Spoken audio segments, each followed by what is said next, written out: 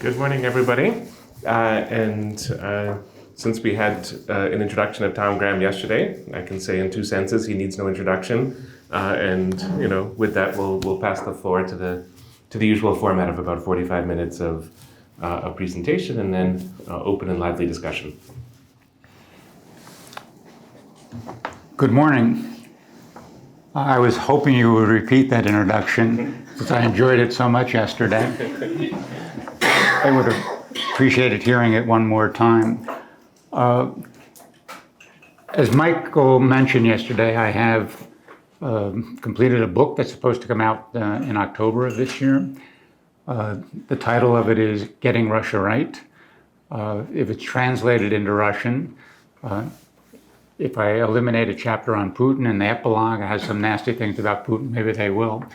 I have suggested that the proper Russian title for the book will be Как Россию умом понять. So we'll see if they actually do publish it under that title. Today we're going to talk a little bit about the foundations of U.S.-Russia policy. And this draws very heavily on the first chapter in the book.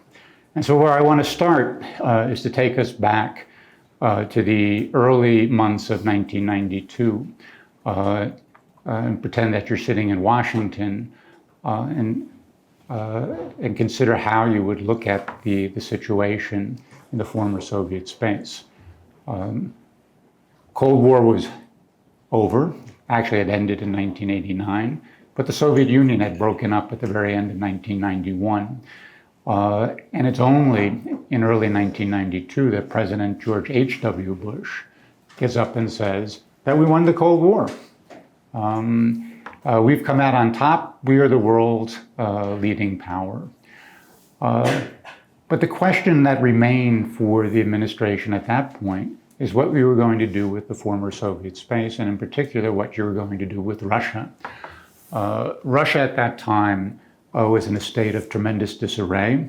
You saw at the governmental level, the economy was imploding, inflation was soaring, there were food shortages throughout the country. In fact, one of the first things the United States did in the post-Soviet period was send chicken legs to Russia to help feed the population. They became known as noshki busha, very popular at that point. So we had a country in disarray, but we also recognized that this was potentially a very powerful country on the global stage. Even after the breakup, Russia remained by far the largest country in the world, spanning 11 time zones, in the very heart of Eurasia. It had all those attributes that we talked about yesterday. The richest endowment of natural resources, one of the world's two largest nuclear arsenals.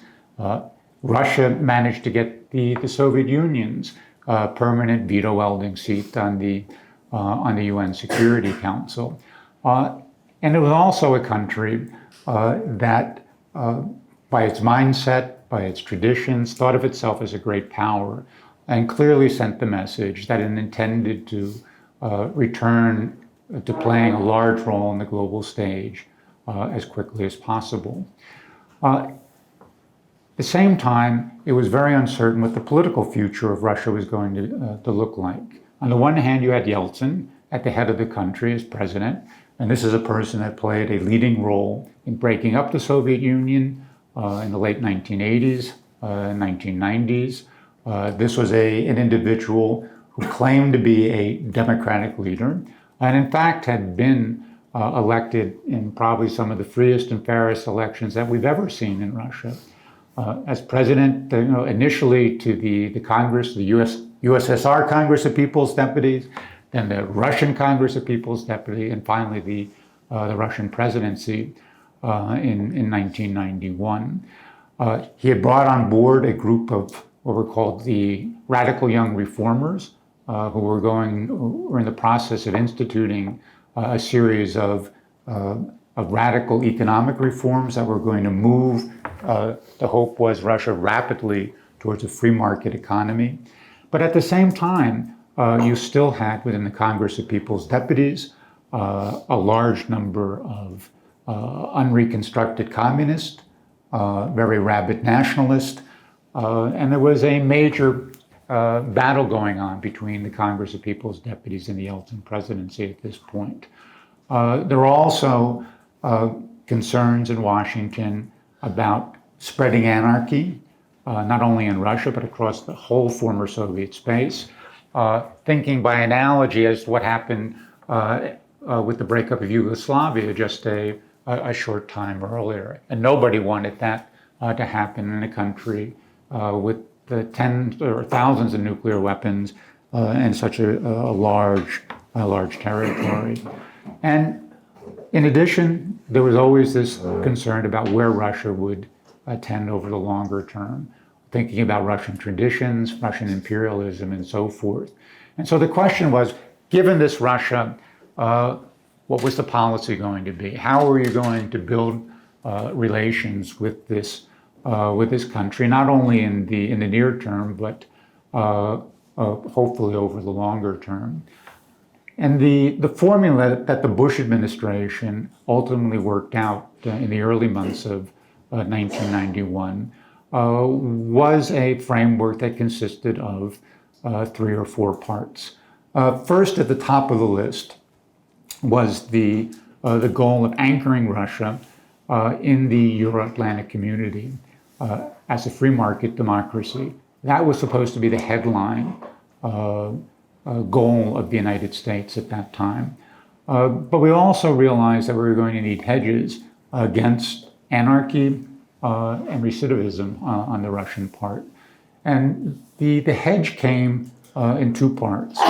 One was on the nuclear side, arms control agreements that would give us some guarantee about the safety and control of this vast Soviet arsenal that was now spread across 4 countries in the former Soviet space. And the second element was the fostering of what became known as geopolitical pluralism in Eurasia. That is, supporting the independence of those Eastern European countries that had broken away from the Soviet bloc in 1989, 1990, but also supporting the territorial integrity and sovereignty and independence of all the new countries that emerged out of the Soviet Union. Now, we did this with a great deal of confidence at that point because the United States was the sole remaining superpower, as we like to say, at that time. Russia was weak, in no position really to resist the United States at that point. And there was no great power competitor looming on the horizon. This was long before China had emerged as a significant global player. Remember, as we mentioned yesterday, at that time, the Chinese economy was roughly the size of the Russian economy, and the Russian economy was imploding. So the United States had a great deal of confidence that it would be able to put in place this policy, and it would be able to do what it wanted to do with Russia, even if from time to time there were certain objections on the Russian part. The Russians simply weren't in a position to resist what the United States was going to do at this point. And this is the framework that the Bush administration put into place. They actually had very little time to act on it because by the time they had developed the framework, the president himself was engaged in a re-election campaign, turned his attention away from his victory in the Cold War, building a Cold War peace, and focused on domestic issues as he tried to get re-elected and ultimately failed in that goal. But what he did do was provide a framework for U.S.-Russian relations that was then pursued with greater or less enthusiasm and zeal by the 3 succeeding administrations, by President Clinton, his son George W. Bush, and then finally Obama. And if you look back over that period after the end of the Cold War to the Russian seizure of Crimea in 2014, you had 3 presidencies that basically traveled the same trajectory in relations with Russia during their terms. They all applied the framework, as I said. They were all aimed at anchoring Russia in the Euro-Atlantic community. They all began with great expectations for what could be accomplished in U.S.-Russian relations, and they all ended with great disappointment at the failure to do that. Each administration leaving the relationship with Russia in many ways in worse shape than when they found it upon coming into office. So if you look at the Clinton administration talked about building a strategic alliance with Russian reform. The Bush 43 administration was going to build a qualitatively new relationship with Russia that would move beyond the Cold War. And then the Obama administration talked about a reset, which was really to reset the relationship back to the beginning of the Clinton administration, back to the beginning of the Bush administration, where we were going to build this positive relationship with Russia. All three administrations also saw what they would call democratic backsliding in Russia during their terms, but it's something that they soft-pedaled, in part because they wanted to maintain this image of a democratic partnership with Russia as a fundamental part of U.S. policy. The administrations had probably their biggest successes in the areas of arms control. All worked in this area to one extent or another. The Clinton administration played an instrumental role in ensuring that Ukraine ultimately gave up its nuclear weapons, transferred them back to Russia for dismantlement. They also moved very aggressively on the non-Lugar program that started in the previous administration, but it really gathered steam during the Clinton administration. And this was a program that was focused on ensuring the safety and security of Russian nuclear weapons, other weapons of mass destruction. The Bush administration signs the Moscow Treaty on nuclear arms control, which reduces the number of strategically deployed weapons in both countries by roughly 2/3, from around 6,000 weapons down to 1,700 to 2,200 weapons. And of course, the Obama administration concludes the New START agreement, which lowers the upper limits on nuclear weapons to 1,550. So all three administrations make significant progress in that area. The relationship basically begins to come undone over geopolitical differences. For the Clinton administration, the differences emerge most clearly in the Balkans. Not so much with the conflict over Bosnia, something that we handled quite deftly at that time, but in the conflict over Kosovo in 1999, where we come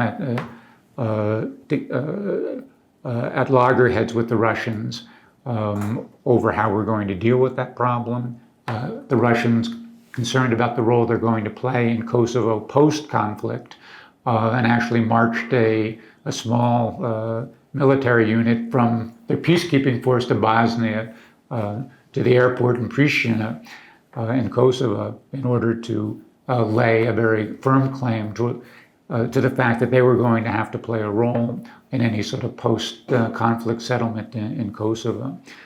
The Bush administration's geopolitical challenge is largely in the former Soviet space.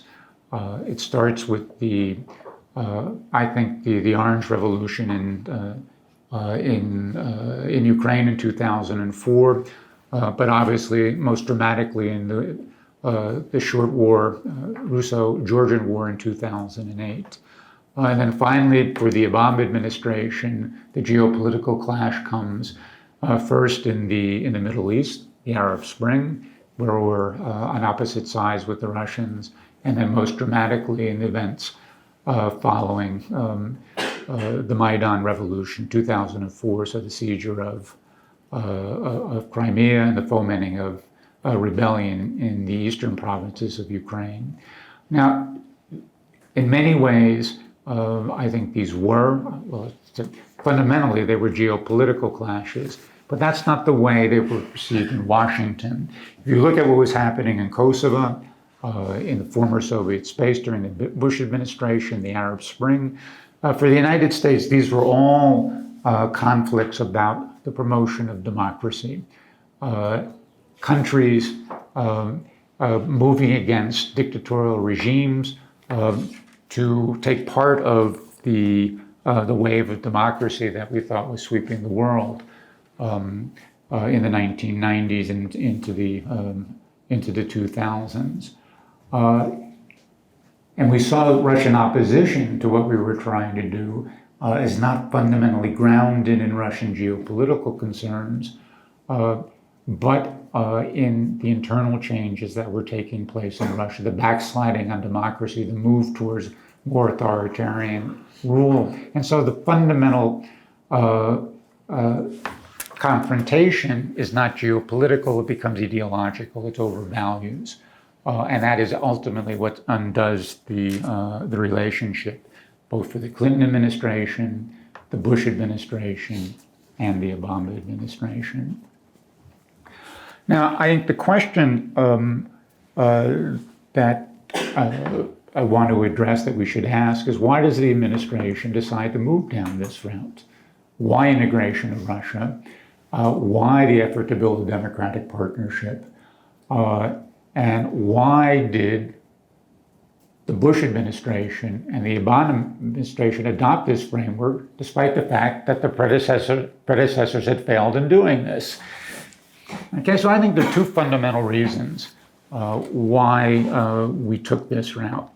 The first is that democracy promotion is basically what the United States has done in the world.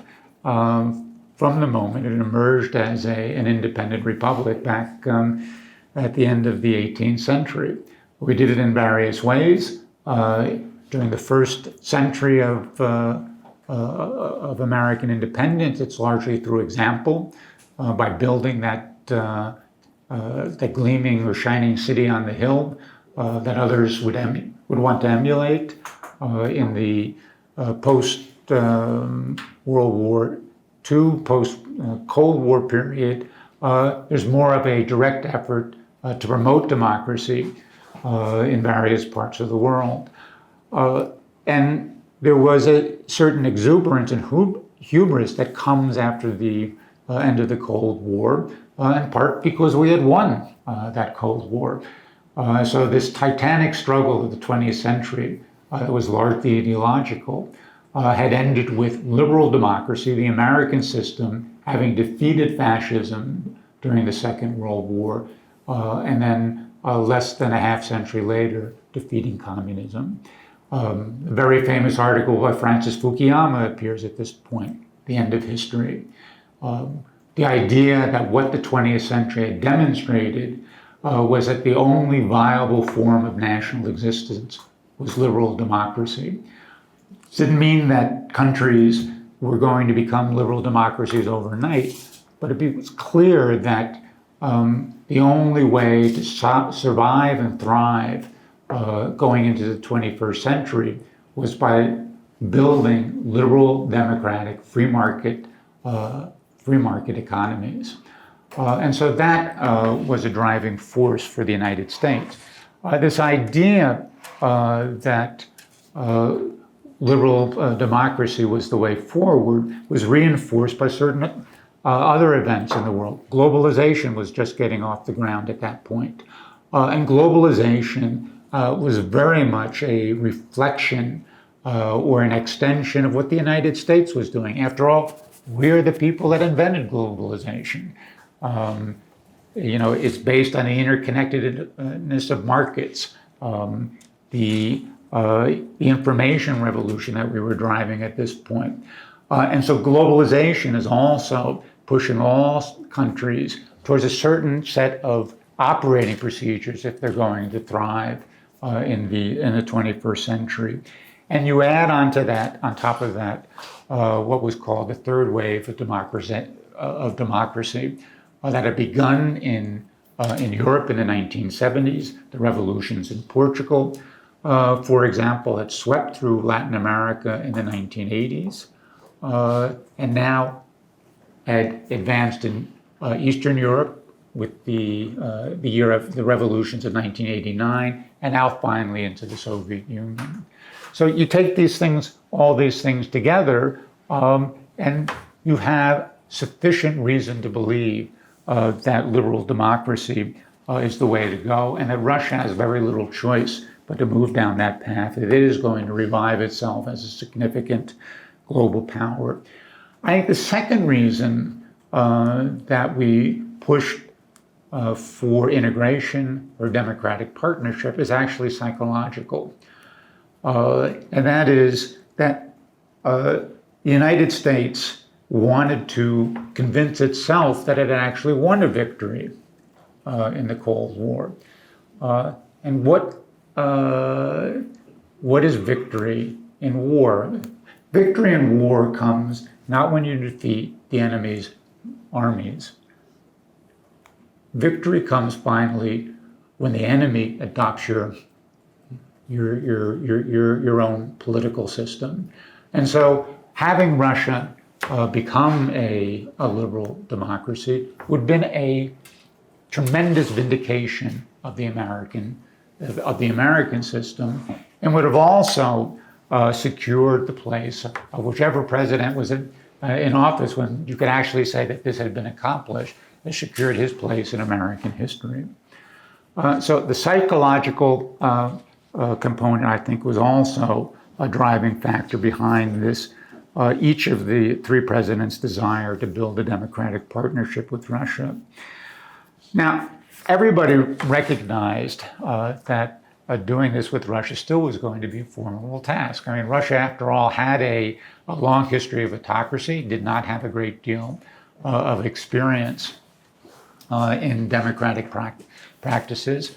But there were, again, two reasons why the United States thought that nevertheless it was possible to make progress in this area.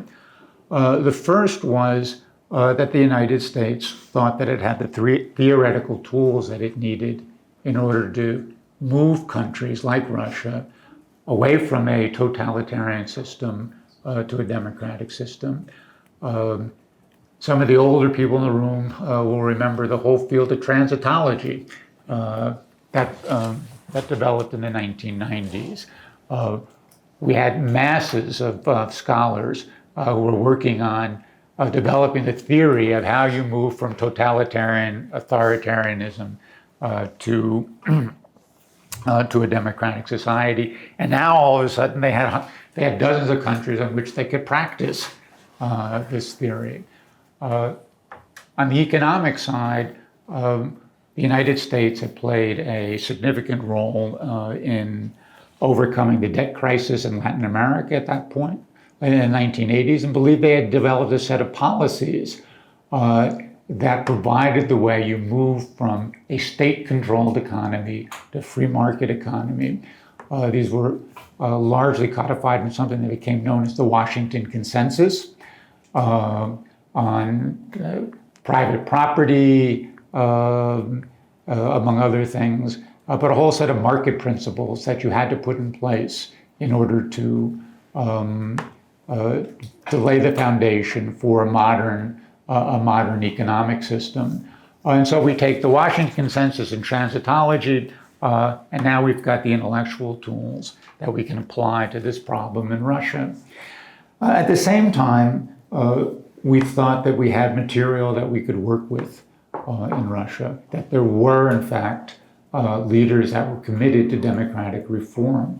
Yeltsin we've already talked about, but clearly was a larger-than-life figure in Russia in the 1990s, someone who by his actions appeared to be committed to democratic practices, talked about democracy a lot at that time, and developed a very close working relationship with President Clinton. Yeltsin surrounded himself with a bunch of younger officials who also appeared committed to at least free market reform, perhaps to a somewhat lesser extent democracy at that point. So we had a leadership that we thought we could work with.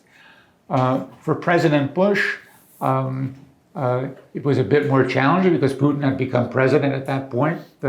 Everybody was aware of his KGB background at that time. That raised some concerns. Putin, in his initial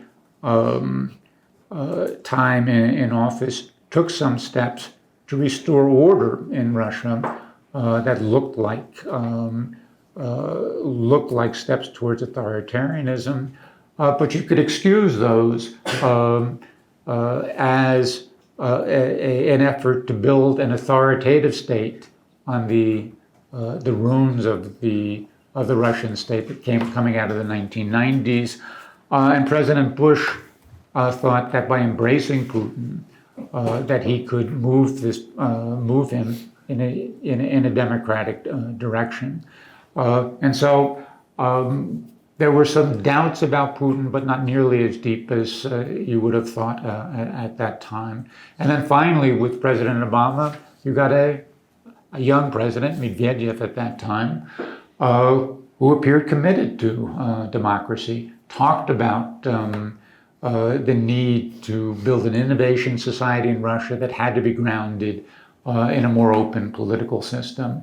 Of course, Obama's problem was that Medvedev wasn't really the guy that was calling the shots at that point, but it was nevertheless the Russian president, and this could allow you to present the partnership as one that was based in democratic values.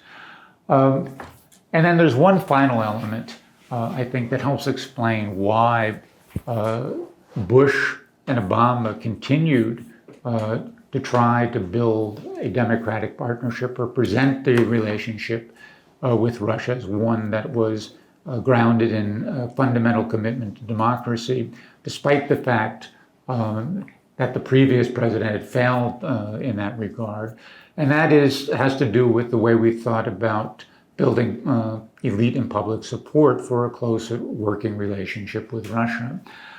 The argument, I think, inside the administration was that you won't be able to build that type of support unless you can present Russia as a democracy. The United States does not forge long-term alliances or relationships with major powers that aren't fundamentally democratic in orientation, that there's a set of shared values that lies at the foundation of that alliance. It can't simply be shared geopolitical interest.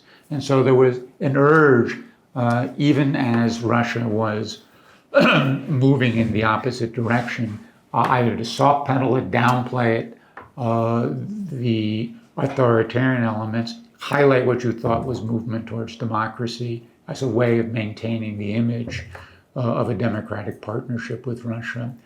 And of course, the relationship ultimately collapses when the gap between Russian reality and your rhetoric can no longer be supported.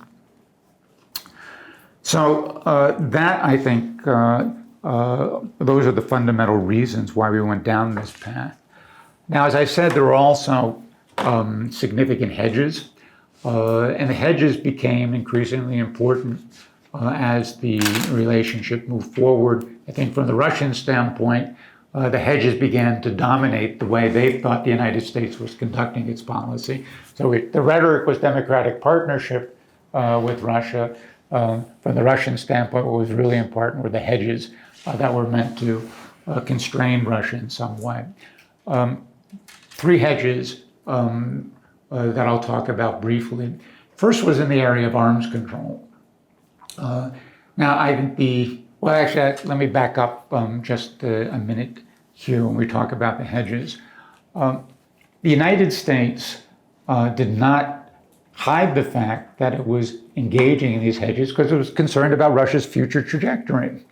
We were worried about its return to its imperialist traditions. We were worried about the breakdown in democratic politics in Russia. But we've tried to present the hedges as part of a larger effort to build a Europe whole and free, as George H.W. Bush said way back at the end of the Cold War, and that Europe whole and free would include Russia. And so the argument that we made to the Russians is that we were actually doing things that were in Russia's interest if Russia construed its interest properly. Again, another example of American hubris. We always conveyed to the Russians that we understood better what their interests are than they might at any one moment. And so the hedges were intended, yes, as a hedge against Russian recidivism, anarchy in the former Soviet space, but nevertheless, in the long term, were also intended to help Russia anchor itself in the Euro-Atlantic community. Now, with the arms control, we actually worked quite well with the Russians. This was a hedge that the Russians also appreciated for a couple of reasons. One is that our policy made Russia the sole owner of the Soviet nuclear arsenal.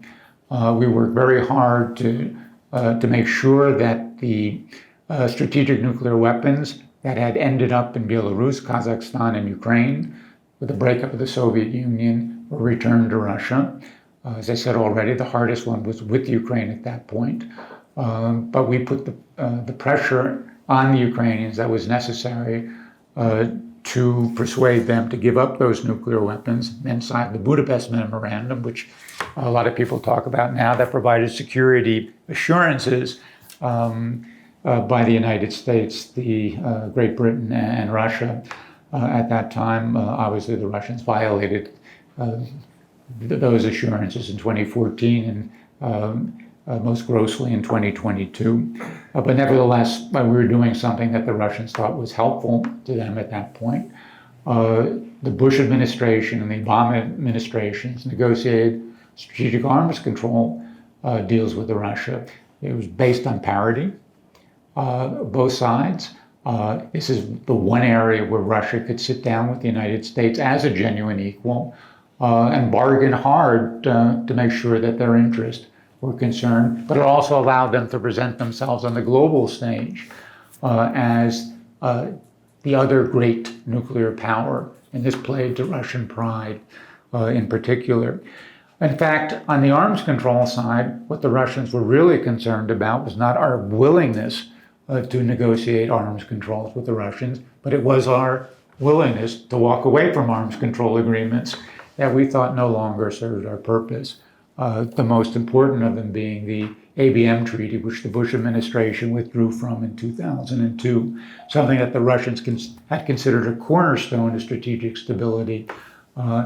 And despite the fact that the United States tried to justify this as a response to the nuclear programs of what we called rogue regimes at that time, North Korea and Iran, in particular, the Russians saw this as a direct threat to the Russian strategic arsenal, if not immediately, then certainly over time. But in any event, by and large, the Russians were happy to work with us on arms control agreements. It became an entirely different thing when we got to the next hedge, which was NATO expansion. I don't want to go into all the history of whether we had told the Russians that we wouldn't expand NATO eastward or not. Mary Serrati has a wonderful book on it, Not 1 Inch, that you all should read if you haven't read it already. But I think, the Clinton administration fairly early on decided that it was going to expand NATO eastward. They knew that Russia would be opposed, and that they would have to do or take some steps to mollify the Russians. And they did this in a number of ways. First was to talk about NATO in a different way. Throughout the Cold War, the focus really was on containing the Soviet Union. In 1992, 1993, we rediscovered and highlighted another reason that NATO had been formed back in the 1940s. It wasn't only directed against the Soviet Union. A fundamental reason for the founding of NATO was to reduce the risk of interstate war in Europe. We wanted to reconcile, in particular, the French and the Germans that had fought two world wars in the 20th century.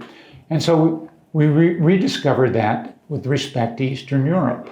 And indeed, after the breakup of the Soviet bloc, the demise of the Soviet Union, you began to see some of the tensions that had led to a conflict in Eastern Europe during the 20th century and earlier begin to reemerge. So we were going to expand NATO eastward, not because we wanted to contain Russia, but because we wanted to stabilize the geopolitical situation in Eastern Europe. At the same time, we began to emphasize less the military aspects of NATO and more the political aspects of NATO as an alliance. Membership would be open to Eastern European countries that moved in a democratic direction. So democracy became a defining element of NATO membership, a political element to the organization. We also began to talk more about out-of-area operations. So we weren't going to use NATO to defend ourselves against Russia, but to deal with the other types of threats that might emerge to Europe elsewhere in the world, the Balkans in particular in the 1990s. And then finally, in the 1990s, we also substantially reduced the American military presence in Europe from over 300,000 troops at the end of the Cold War to slightly over 100,000 by 1995. Again, all as part of an effort to ease some of the Russian concerns about NATO. And then finally, as we moved towards the first steps towards actual expansion, we signed the founding act, NATO-Russia Founding Act in 1997. And that act contains two important elements that were to reassure Russia about NATO's intentions going forward.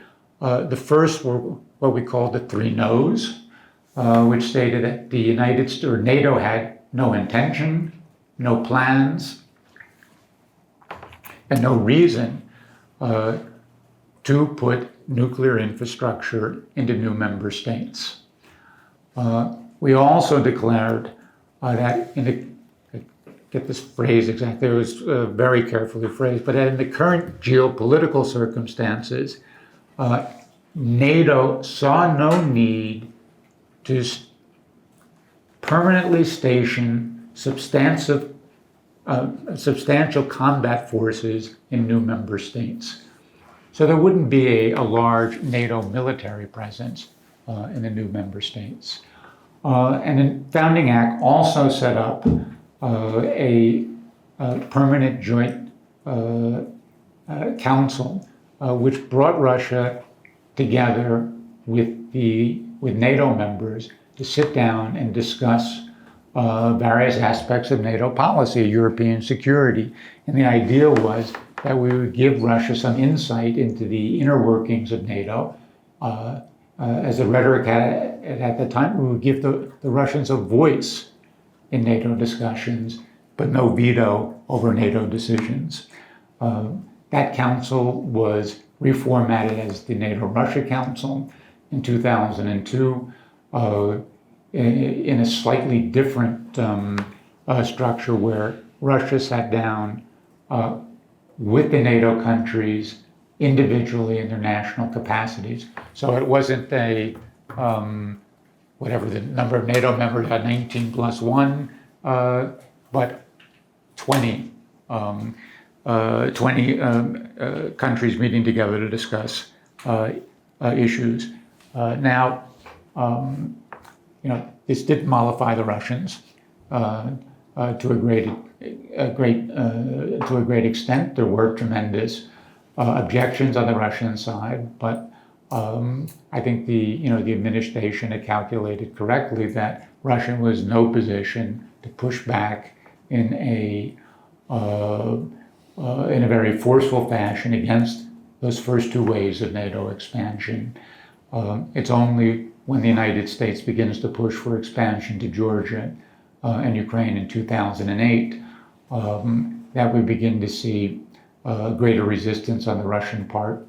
The economic recovery under Putin, rebuilding of some of Russia's military capacity, gave it the confidence that it could use military force against Georgia in 2008 to derail whatever ambitions Georgia might have to join NATO.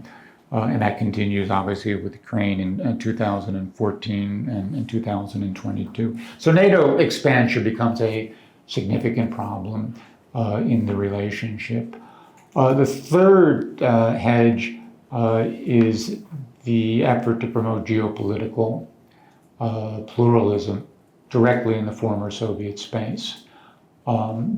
This is a problem that wasn't that much of an issue in the relationship in the Clinton administration, in part because the Clinton administration was clearly focused on Russia as its own priority in the former Soviet space.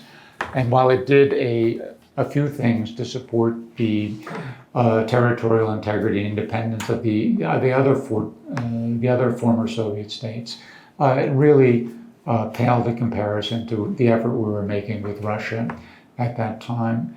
The former Soviet space becomes a real problem in the relationship during the Bush administration. What we would say at that time is that the problems we had in the former Soviet space poisoned the entire relationship. But Bush, from the very beginning, decided to be much more aggressive in the way the United States promoted American interest in that region. We took over what the Clinton administration was doing on Caspian energy and really ramped it up, so that by 2005, 2006, we had, with our allies, with the commercial partners, had opened up an oil pipeline out of the Caspian region and a gas pipeline out of the Caspian region that circumvented Russian territory. We did this for two reasons. One was to help break or reduce the Russian dominance of energy markets, particularly in Eastern Europe, by giving the East Europeans an alternative.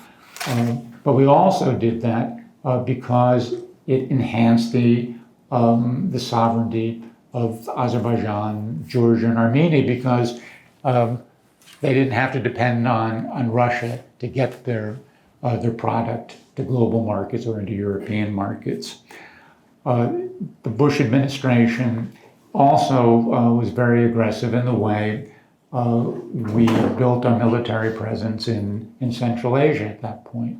Now, after the 9/11 terrorist attacks, the beginning of the war in Afghanistan, we had pushed very energetically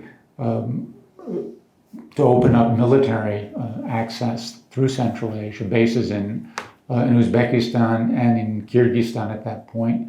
We did this with support from Russia. In fact, President Putin had overruled his own security officers or security officials in agreeing to facilitate the opening of those bases. We always thought that we could have done it even without Russian facilitation by talking directly to the Uzbeks and the Kyrgyz, but the Russians thought, nevertheless, the Russians played a helpful role at that point. We had led the Russians to believe in 2001 that we would maintain those bases in Afghanistan for 2 years, maybe a little bit longer. Gives you an idea of how quick we thought we would settle the conflict in Afghanistan. It didn't turn out quite that way. But as we got settled in Central Asia, in those bases, we also began to see the strategic advantage of keeping those bases over the long term, not only with regard to the conflict in Afghanistan itself, but the way it positioned us to deal with Chinese influence in Central Asia, but also giving us insight to what was happening in the western reaches of China, and also giving us greater insight into what was happening in Siberia. So the Central Asian bases became a point of contention between us and the Russians, starting in 2004, 2005.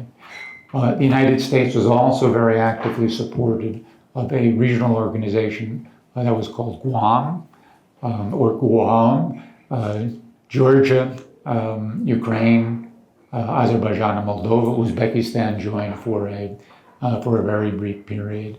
But we saw this as something of a counterweight to the Collective Security Treaty Organization, which was a Russian-dominated organization that basically made Russia the guarantor of security in Eurasia.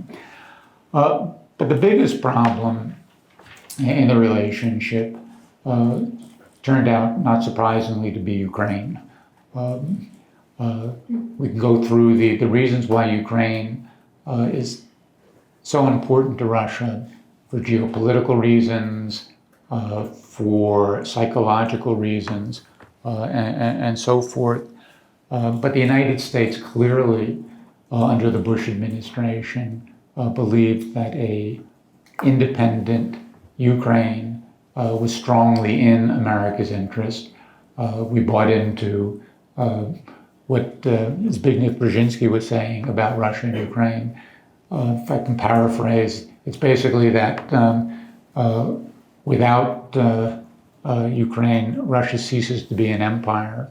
With Ukraine subordinated, it becomes an empire and therefore a threat to the United States. And that is a view that permeated the upper levels of the Bush administration. So while we would argue that we hadn't instigated the Orange Revolution, I don't think that we did. We were clearly happy by the results of the Orange Revolution and played a role in trying to enhance the status of the Ukrainian leadership that came in as a result of the Orange Revolution, giving preference to the Ukrainians over Russia, for example, in World Trade Organization negotiations, and some other in some other ways, and that became a real sore point for their relationship, in particular in 2008 when we make the push to bring Ukraine into NATO. So, as I said, from the Russian standpoint, these hedges became really the driving or essential element of Russian foreign policy, despite the fact that the administration was still talking about democratic partnership with Russia. 2014, the seizure of Crimea really brings to an end this period in U.S.-Russian relations. It's the end of the effort to integrate Russia into the Euro-Atlantic community, and the beginning of a process in the second half of the Obama administration, pursued through Trump and into the Biden administration, of gradually building up a policy to contain Russia. Very loose containment during the Obama administration, in part because there were still a couple of things that we wanted to do with the Russians. Iranian nuclear weapons, for example. We wanted Russian assistance in dealing with the emergence of ISIS in Syria at that time. And so while we do what we normally do when we're annoyed by the Russians, which is no more business as usual, reduce diplomatic contacts to a minimum, there was still a need to work with the Russians to help advance a couple of American interests in the Middle East.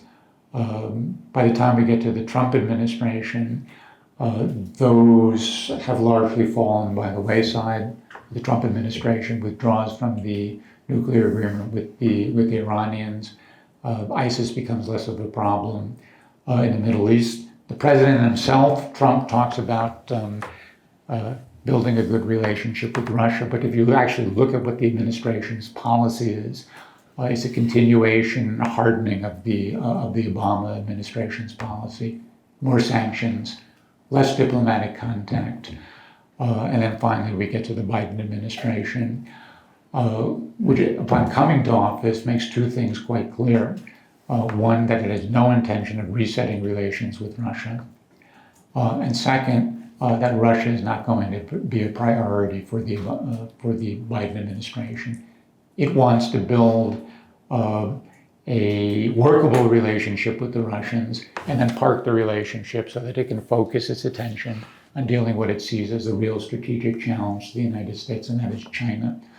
It didn't quite work out that way, even after the summit meeting between the two presidents in Geneva of June of 2021, if I get my dates correctly. By that time, by the fall of 2021, we're dealing again with the Russian buildup of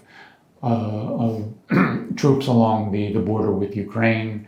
The Russians release two draft treaties on security guarantees, one that will be signed with NATO, one with the United States, that lays out in particular its concerns about NATO expansion.